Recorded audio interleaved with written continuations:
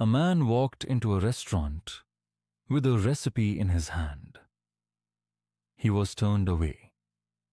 He walked into another, turned away again, and again, and again. 1,009 times the door closed in his face. He was 65 years old. Most people would have called that a life already lived.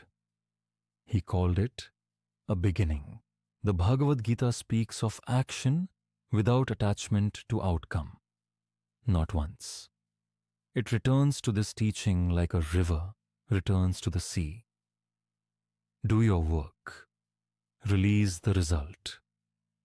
The fruit is not yours to control. Only the effort is. This is not passive resignation. It is something fiercer. The courage to keep moving when the harvest refuses to come.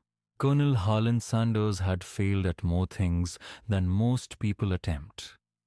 A farmhand, a streetcar conductor, a failed lawyer, a gas station operator. Each chapter closed before he was ready. When he finally perfected his chicken recipe, he was already past the age when most men had stopped dreaming. He drove from town to town, sleeping in his car, cooking his chicken for restaurant owners, asking only for a small cut of each sale. 1,009 doors. Then one said yes. Kentucky Fried Chicken was born. Not from youth, not from luck, from a man who had learned through decades of loss that the door closing is not the story ending. 3 things live in this. First, the Stoics taught that we do not control outcomes, only effort. Sanders could not force a single yes. He could only keep showing up. The recipe warm in his hands, the road ahead. Second, Buddhism speaks of beginner's mind.